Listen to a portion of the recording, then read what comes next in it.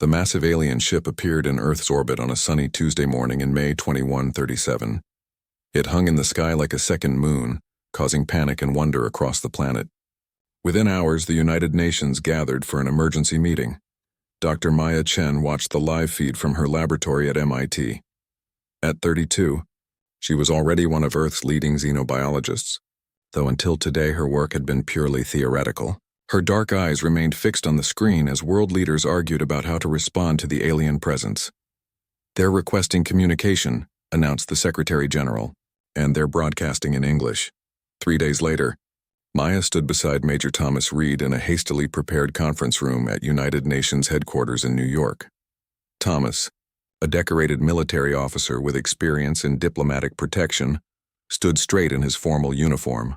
His weathered face betrayed no emotion, but Maya noticed his hand resting near his sidearm. "Relax, Major," she whispered. "If they wanted to destroy us, they could have done it already." Thomas gave a slight nod but didn't move his hand. "Better safe than sorry, Dr. Chen." The doors swung open and 3 aliens entered. The one in front stood 7 feet tall with bluish-gray skin that seemed to shimmer under the lights. Its forearms moved with fluid grace and its large eyes scanned the room quickly.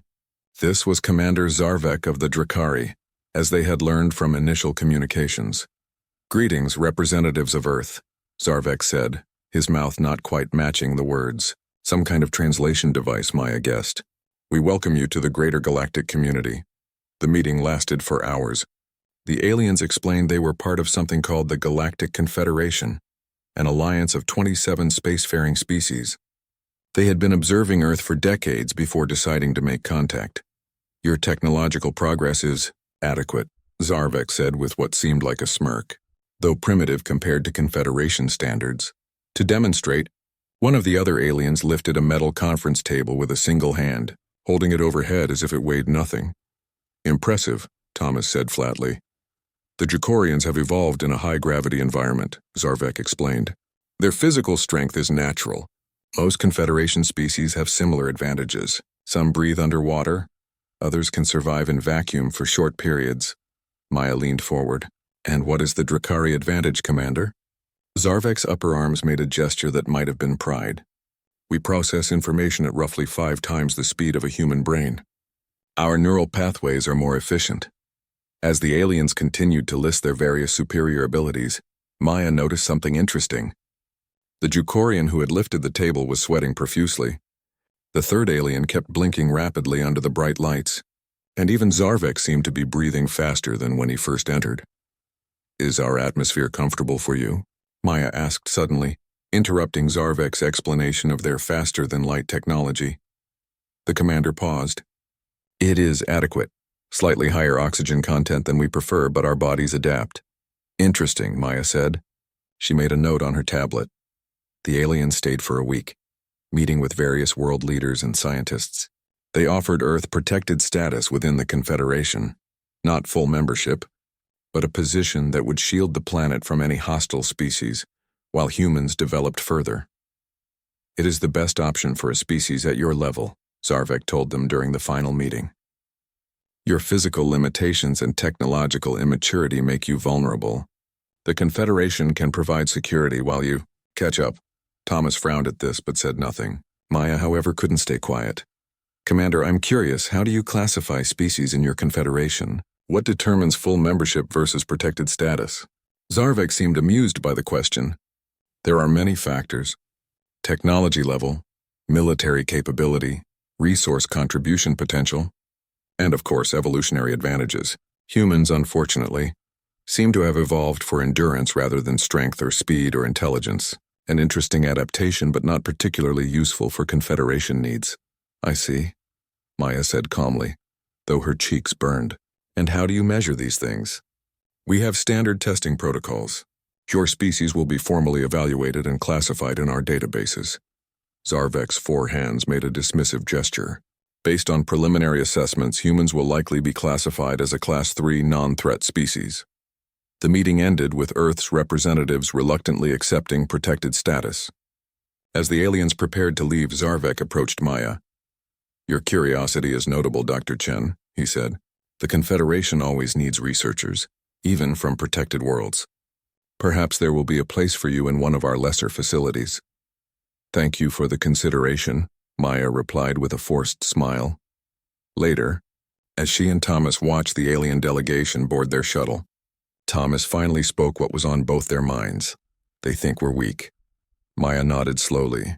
They do, and maybe physically compared to them we are. But they're missing something important. What's that? Did you notice how they reacted to our environment?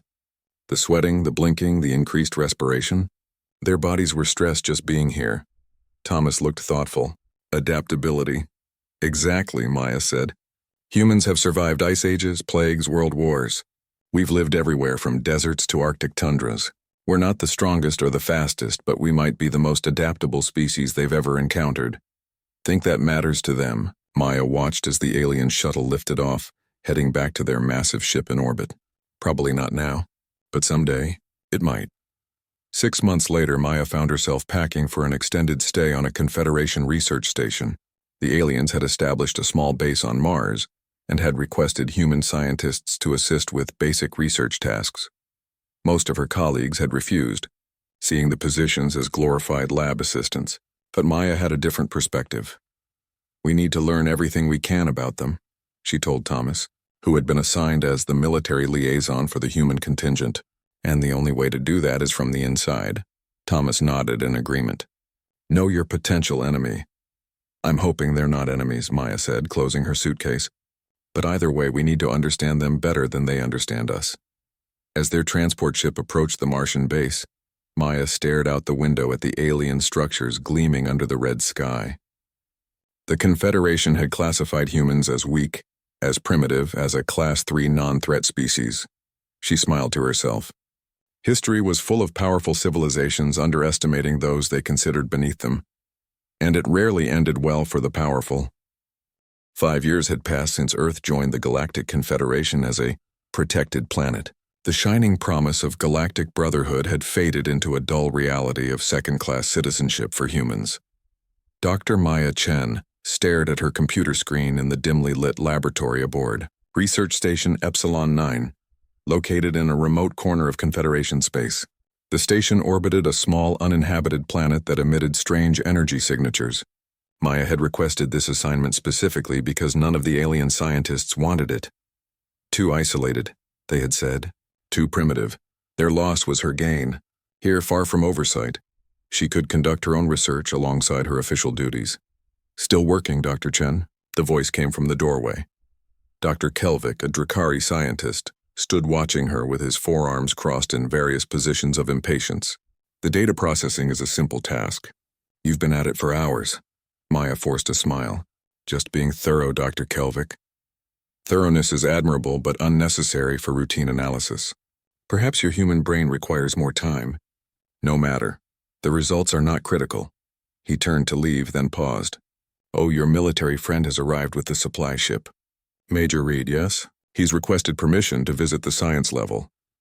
Thank you for letting me know, Maya said, keeping her voice neutral despite her excitement. She hadn't seen Thomas in nearly a year. After Kelvik left, Maya quickly saved her work and hid certain files behind security protocols she had designed herself. The Confederation might consider human technology primitive, but they consistently underestimated human ingenuity. Thomas Reed looked older than when she had last seen him. His once dark hair now showed streaks of gray, and new lines had formed around his eyes. But his posture remained military straight as he entered her lab. Major Reed, she said formally, aware of the cameras. Welcome to Epsilon 9, Dr. Chen, he replied with a nod. Permission to speak privately? Maya pressed a button on her desk. Privacy mode engaged for routine human biological discussion, she announced to the room's monitoring systems.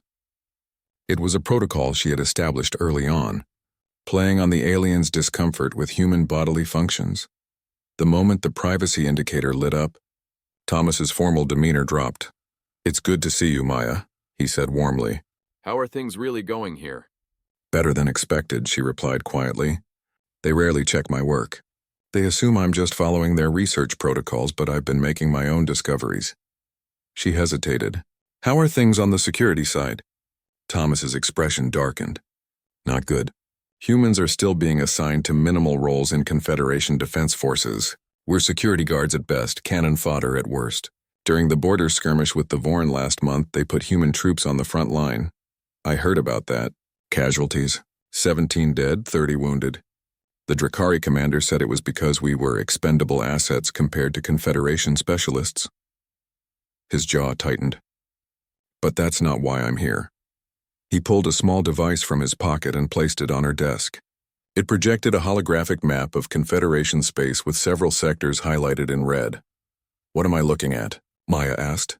Outbreak zones, Thomas replied grimly. Something's spreading through Confederation space. Some kind of disease. They're keeping it quiet, but it's hitting military installations first, then civilian populations. Maya studied the map. Do we know what it is? Not exactly. The symptoms vary by species, but it's always fatal. Starts with fatigue, then organ failure. The Drakorians are hit worse. Their strength just drains away until they can't even stand. The Drakari last longer, but their vaunted mental processing goes haywire. Maya felt a chill. And humans? That's the thing. Thomas leaned closer. No human cases. Not one. That's significant, Maya said, her mind racing. Have you reported this to Confederation Medical? Thomas laughed bitterly. I tried. The Drakari medical chief said, and I quote, human biological observations are unreliable. Your primitive understanding of xenophysiology renders your input irrelevant. Of course he did, Maya muttered. So what now? Now, Thomas said, we do what humans have always done when the powerful ignore us.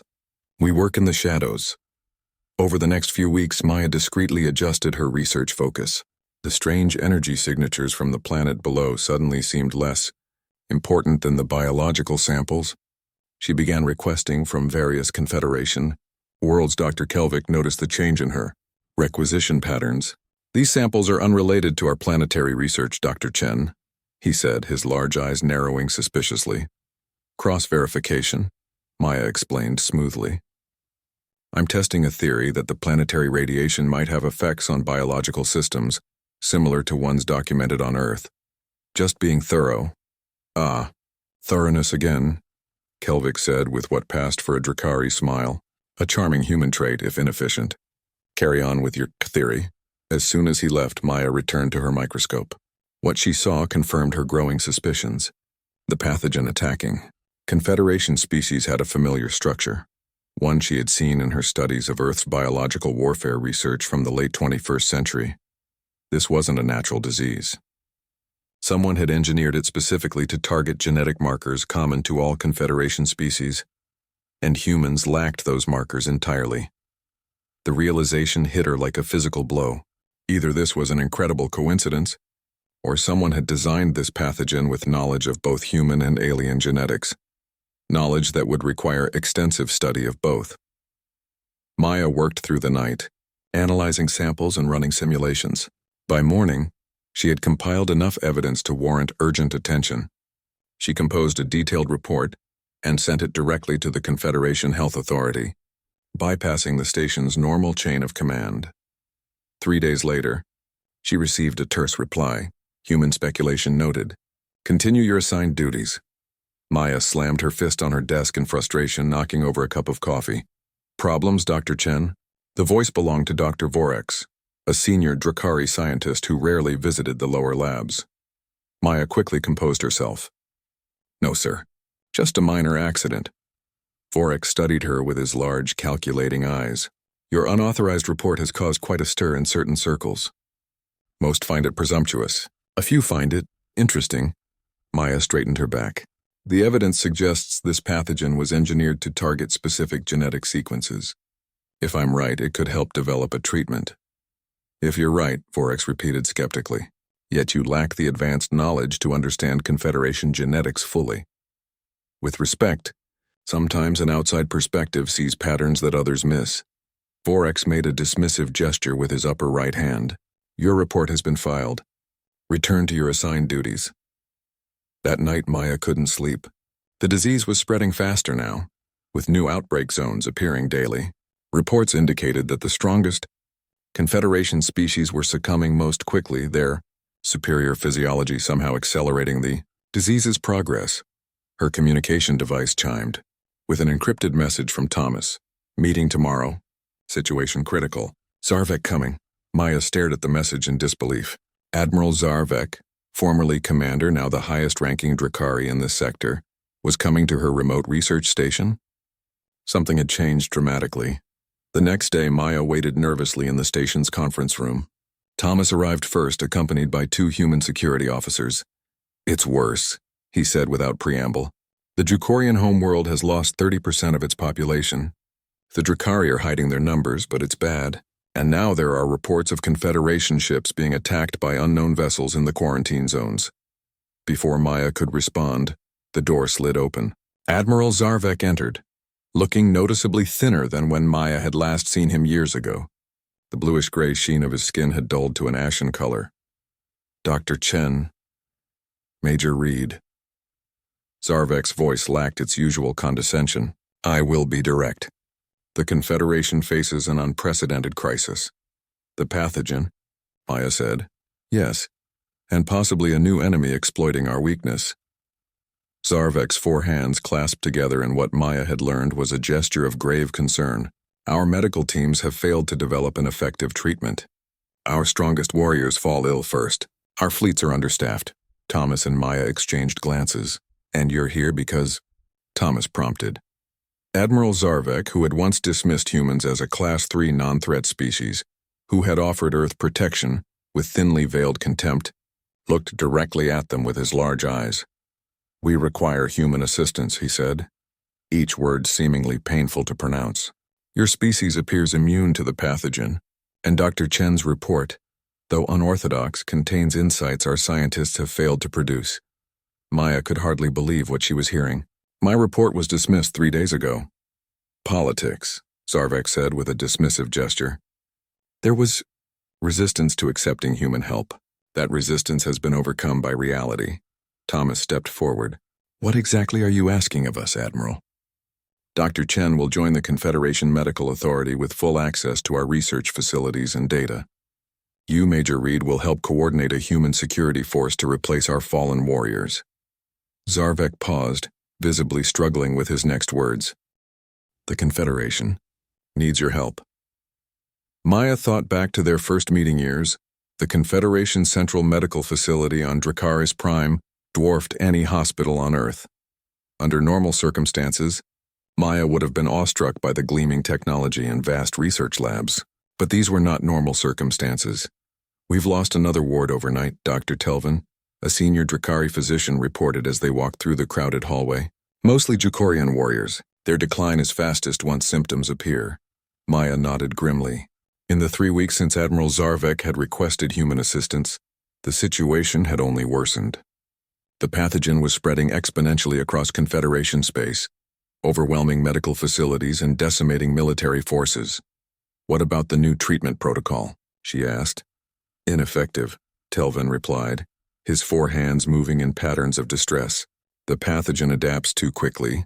It's as if it learns from our attempts to fight it." They entered the main research laboratory where a team of human and alien scientists worked around the clock. Maya's small apartment adjacent to the lab had gone unused for days as she worked continuously, catching brief moments of sleep at her desk. "Dr. Chen," called out Dr. Ilara Patel, a virologist from Earth's Indian Medical Institute. "You need to see this." Maya joined her colleague at a holographic display showing microscopic images of infected Drakari cells. "The pathogen is changing again," Ilara explained, enlarging the image. "Look at the protein structure. It's not random mutation, it's directed." Maya studied the display, her exhausted mind racing. "This confirms my suspicion. It's not just engineered. It's actively managed. Someone is monitoring its progress and making adjustments." "But who?" Telvin asked.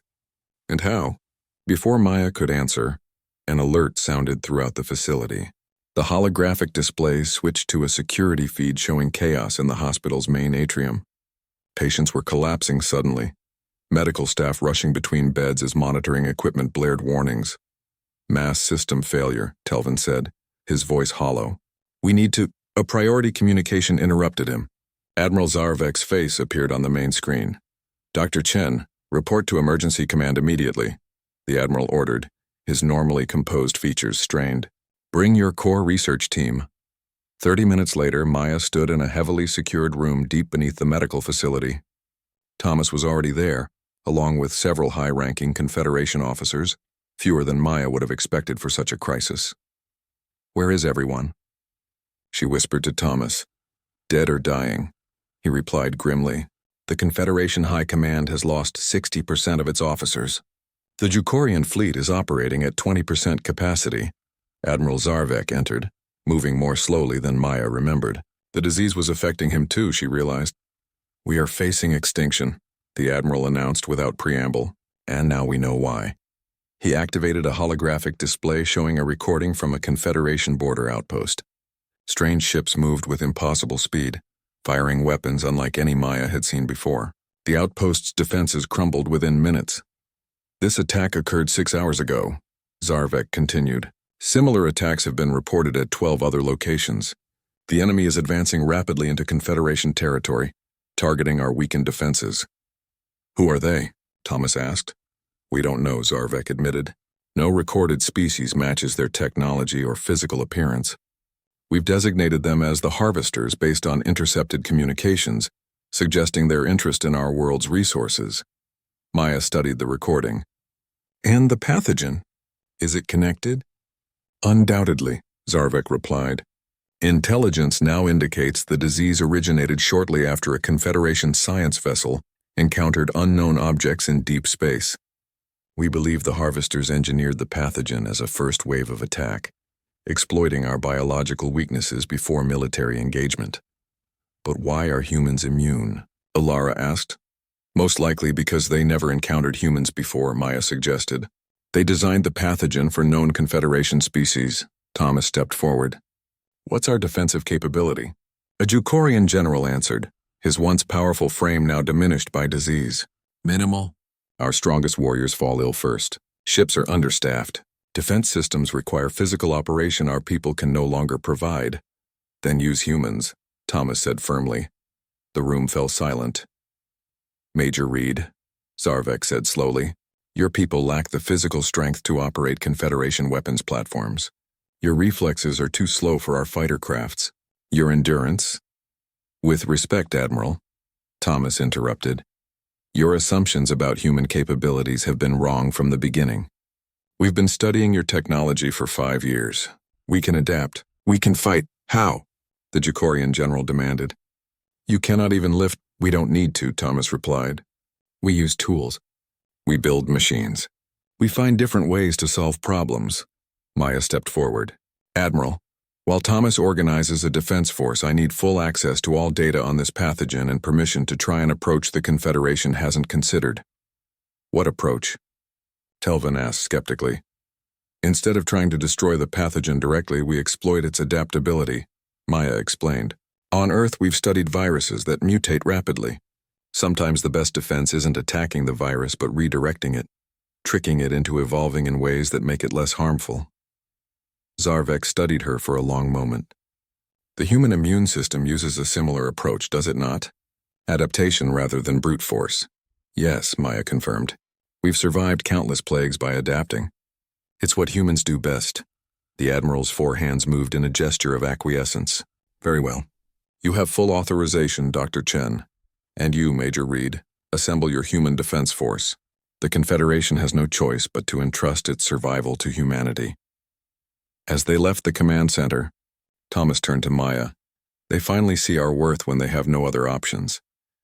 "Better late than never," Maya replied. "We have work to do." Over the next 48 hours, Maya barely left her laboratory. Her team worked relentlessly, testing a radical new approach to fighting the pathogen. Instead of trying to kill it directly, they designed a harmless variant that would compete with the deadly version for resources within host cells. At the same time, Thomas coordinated with Earth to bring in human military personnel. Thousands of soldiers, pilots, and engineers arrived through Confederation transport gates, many seeing alien worlds for the first time as they deployed directly into combat zones. "The Harvesters have breached," the Orion defensive line reported, a human communications officer as Maya entered the command center for an urgent meeting. 3 Confederation worlds are under direct attack. Admiral Zarvek, now visibly ill but refusing treatment, studied the tactical display. "Their advance is faster than predicted," Our remaining fleet cannot intercept in time. Then we use a different approach, Thomas said. He pointed to a nearby star system. The harvesters have to pass through this asteroid field to reach the populated worlds in Sector 7. We can use that. How? Asked the Jukorian general. The asteroids are too dense for large-scale fleet operations. Thomas smiled grimly. Exactly. So we don't use a fleet. We use small maneuverable fighters with human pilots, and we rig the asteroids with primitive but effective explosives. Primitive? Zarvek questioned. Sometimes the old ways work best, Thomas explained. The harvesters expect advanced energy weapons, shield technology. They won't be looking for basic kinetic weapons and chemical explosives. The admiral looked doubtful but nodded. Proceed, Major Reed. As Thomas left to organize the asteroid defense, Maya presented her team's findings. We've created a competing strain, she announced, displaying a holographic model. It's harmless to all species but spreads faster than the deadly variant. In our simulations, it outcompetes the pathogen within days, essentially starving it out of existence. You want to release another engineered organism? Telvin asked, alarmed. After what we've experienced. It's not ideal, Maya admitted. But we're out of options in time. And unlike the harvester's pathogen, ours is designed to self-destruct after eliminating the threat. Zarvek studied the data carefully. The risk is significant. So is extinction, Maya countered. Admiral, humans have faced apocalyptic threats before. We survived by taking calculated risks, by thinking differently than our enemies expected. The Admiral's large eyes fixed on Maya. 5 years ago, he had dismissed humans as primitive, weak, unworthy of full Confederation membership. Now the fate of 27 alien species rested in human hands. Begin production immediately, he ordered. Deploy the competing strain to all affected worlds. As Maya's team rushed to implement their plan, reports arrived from the asteroid field. The harvester fleet had encountered the human defense force and suffered unexpected losses. Thomas's strategy of using small, agile ships piloted by humans was confounding the enemy's targeting systems. They expected Confederation tactics, Thomas explained during a brief communication. Straight lines, direct approaches, overwhelming force. We're using guerrilla warfare instead. Hit-and-run ambushes, traps. They don't know how to counter it. For 3 days, the desperate battle continued on multiple fronts. Maya's competing strain began showing promising results, with infection rates declining on a go. The Harvester mothership loomed on the main display in the Confederation war room. The massive vessel dwarfed anything in the Confederation fleet. Its strange organic metallic hull defying conventional scanning. Our intelligence is limited, Thomas explained to the assembled officers, a mix of recovering alien commanders and newly promoted human leaders. But we've identified what appear to be weapon emplacements and engine structures. Admiral Zarvek, looking marginally healthier thanks to Maya's treatment, studied the image. Their technology is unlike anything in our records. Direct confrontation would be unwise, agreed, Thomas said. Which is why we're not going to attack it, we're going to infiltrate it. Murmurs spread through the room. Infiltrate? Questioned a Jukorian commander. Their defenses would detect any approaching ships. Thomas smiled. Not if we use their own biology against them. He nodded to Maya, who stepped forward. Over the past week, her team had been studying tissue samples recovered from damaged harvester vessels. The harvesters are a silicon-based life form, she explained, displaying microscopic images. Their technology appears to be partially grown rather than built, integrating with their biological systems. And most importantly, they communicate through chemical and electrical signals not unlike a neural network. How does this help us? Zarvek asked. We can create a biological transmitter that mimics their communication patterns, Maya said. Essentially, we can make their ships think our small infiltration craft are part of their own system. And once inside? A Drakari officer asked skeptically. Thomas activated a holographic projection showing a small team of soldiers in specialized gear. A strike team plants explosive devices at key structural points. We've identified 20 locations that, if destroyed simultaneously, should trigger a cascade failure. This plan, Zarvek observed, requires extraordinary precision and significant risk to the infiltration team. Yes, Thomas acknowledged, which is why I'll be leading it myself. Maya tried to hide her concern, but Thomas noticed. They had grown closer through the crisis. their professional relationship deepening into something more personal. The team will include 6 humans and 2 recovered Drakari Special Forces, Thomas continued. We'll need their knowledge of advanced systems. And if you're discovered? The Admiral pressed. Then we fight our way out, Thomas said simply. Or we don't. But the mission proceeds either way. After the briefing concluded, Maya pulled Thomas aside. This is suicide, she whispered fiercely. Maybe, he admitted. But it's our best shot at taking out their command structure. The competing pathogen is working, Maya, but too slowly. The harvesters are regrouping for another offensive. Maya knew he was right. Reports from the front lines indicated the enemy was adapting to human tactics, developing countermeasures to the guerrilla warfare that had initially caught them off guard. Just be careful, she said finally. Thomas smiled, a rare, genuine smile in these grim times. Always am. Besides, I've got something to come back for. 3 days later, Maya stood in the command center, watching nervously as the infiltration mission began. The small, modified transport ship approached the Harvester mothership, broadcasting the biological signals Maya's team had designed. They're scanning us, reported the pilot, his voice tense over the comm system. Holding position. Signal accepted.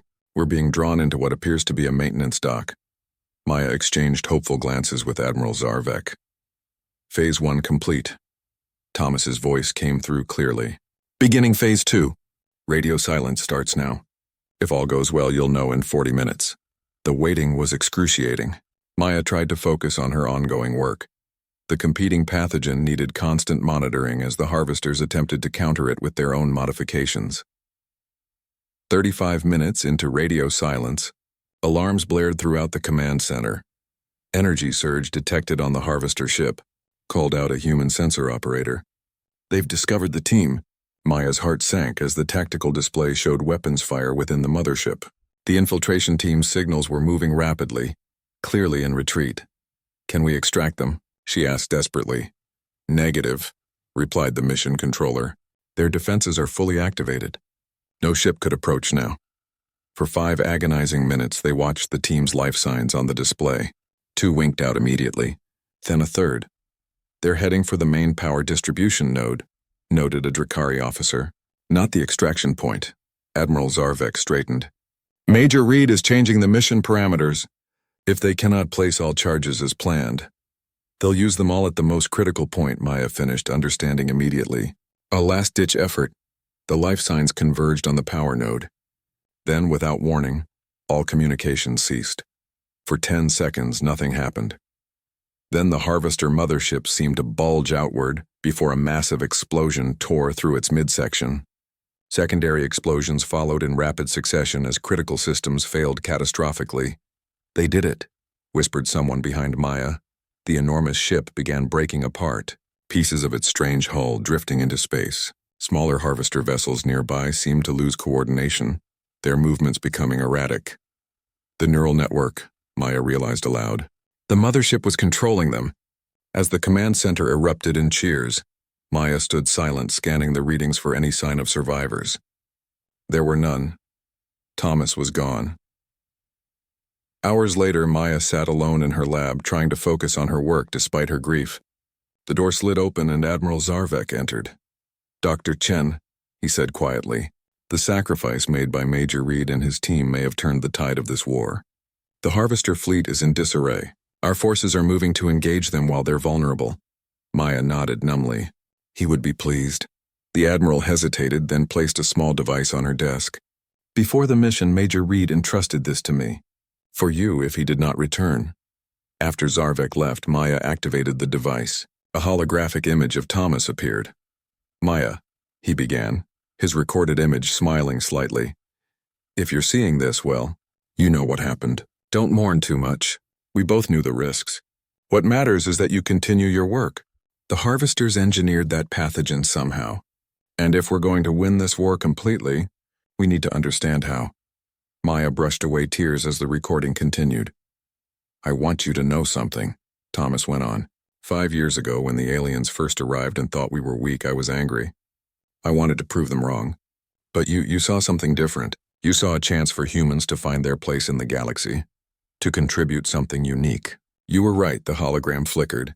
Time's short. Last thing, There's a data chip embedded in this device. It contains readings we took inside the mothership before things went sideways. Strange biological signatures unlike anything we've seen. I think the harvesters aren't what we thought they were. Look into it. The recording ended. Maya extracted the data chip with trembling hands and inserted it into her computer. What she found stunned her.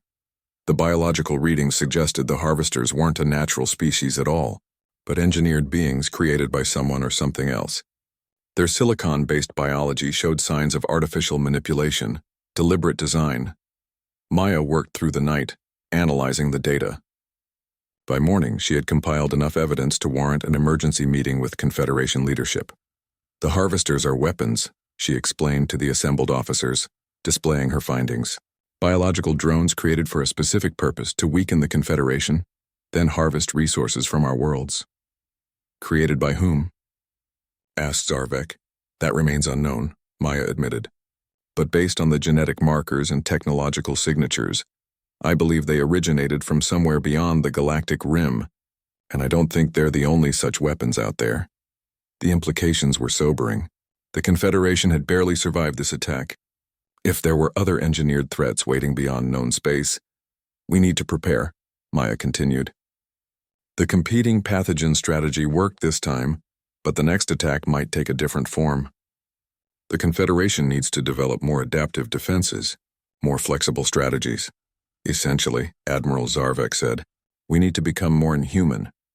A Jukorian commander who had once demonstrated his species' superior strength by lifting a conference table with one hand now spoke up. Before this crisis, we classified species by their physical capabilities, their technological advancement. Perhaps those metrics are insufficient. They are, Maya said firmly. Strength isn't just about muscle power or advanced weapons. It's about adaptation, creativity, finding solutions where none seem possible. In the days that followed, as the Confederation forces continued pushing back the now disorganized harvester fleet, Maya led a new initiative. Human scientists and military strategists worked alongside their alien counterparts, sharing different approaches to problem solving. The human emphasis on individual initiative and unconventional thinking initially confused many Confederation species, who were accustomed to rigid hierarchies and established protocols, but they were learning. 1 month after the destruction of the Harvester mothership, Maya stood in a newly constructed memorial hall on Dracaris Prime. The names of all who had fallen in the conflict were inscribed on walls of gleaming crystal, with Thomas Reed's name given a place of honor. He would have Hone year after the Harvester invasion. Earth had changed dramatically. Confederation technology now appeared alongside human innovations in major cities. Alien visitors had become a common sight in places like New York, Tokyo, and Nairobi. And humans, once restricted to minor roles in Confederation affairs, now served throughout the galactic community. Maya Chen stood at the window of her office in the newly constructed Confederation embassy in Geneva, watching shuttles land in the adjacent spaceport. Today marked an important milestone, the official ceremony reclassifying Earth as a full member world and humans as a Class 1 allied species. Dr. Chen, her assistant, a young Drakari named Velix, entered with a data tablet. The Admiral's shuttle has arrived. The ceremony begins in 1 hour. Thank you, Velix, Maya replied, turning from the window. Is the distribution report ready? Yes, Doctor. The human-developed cure has now reached 97% of affected Confederation worlds. Recovery rates exceed expectations on all but 2 planets. Maya nodded with satisfaction. The competing pathogen strategy had worked even better than hoped, not only stopping the Harvester disease but also providing insights into new medical treatments for various Confederation species. And the defense implementations? Velix displayed a holographic map showing military installations throughout Confederation space. Human tactical innovations are being incorporated into all Confederation defense forces. The guerrilla warfare approach Major Reed pioneered is now standard training. Maya felt the familiar pang at the mention of Thomas. His sacrifice had saved countless lives, but the personal loss still hurt. She had thrown herself into her work over the past year, leading efforts to integrate human approaches with Confederation methods. Dr. Chen, Velix said hesitantly, if I may speak personally? Of course. Before being assigned to Earth, I was taught that humans were physically inferior, technologically primitive. My instructors emphasized your species' limitations. The young Drakari's 4 hands moved in a gesture of embarrassment. I now see how wrong that assessment was. Maya smiled. Different isn't always inferior, Velix. That's a lesson worth learning. At the ceremony later that day, Maya sat on the stage alongside Earth's political leaders and Confederation representatives. The Grand Hall of the United Nations had been expanded to accommodate various alien physiologies, with environmental controls ensuring comfort for all species present. Admiral Zarvek, fully recovered from the harvester pathogen, approached the podium. His once condescending manner had been replaced by genuine respect when addressing humans. Today marks a new chapter in Confederation history, he began, his voice carrying throughout the hall. Earth joins our community not as a protected world, but as an equal partner, and humanity is formally reclassified as a Class 1 allied species, with all associated rights and responsibilities. Applause filled the hall, human and alien together. This reclassification, Zarvek continued, comes with the formal acknowledgement that our previous assessment of human capabilities was incorrect. Maya noticed how difficult it was still for the Admiral to admit error, but he pressed on. We evaluated species based on physical strength, technological advancement, and conventional military power. By those metrics, humans seemed limited. What we failed to recognize was that evolution takes different paths on different worlds, creating unique strengths that cannot be measured by standardized criteria. The Admiral's 4 hands moved in a formal gesture of respect. Humanity's adaptability, creativity, and problem-solving approach saved the Confederation when our conventional strengths failed. When faced with an engineered pathogen that targeted our biological advantages, humans found solutions we could not. When confronted with superior enemy technology, humans employed tactics we had never considered. He paused, looking directly at Maya. Dr. Maya Chen and the late Major Thomas Reed exemplify these human qualities. Their leadership during our darkest hours demonstrated that true strength takes many forms. The Confederation has officially created the Reed-Chen Medal for Adaptive Excellence, to be awarded to those who find solutions where none seemed possible. After the ceremony, Maya met with Admiral Zarvek in a private conference room. The formal proceedings were over, but the real work continued. The star chart recovered from the harvester wreckage. Zarvek began without preamble. Our deep space probes have confirmed activity in that region. Something is coming. Maya had expected this. The biological coding embedded in the harvesters had clearly indicated they were merely the first wave of a larger invasion force. How long do we have? She asked. Based on current calculations, 2 years at most. The Admiral displayed a holographic projection showing the galaxy, with a red marker beyond the outer rim. Whatever sent the harvesters is gathering resources, building something massive. We'll be ready, Maya said firmly.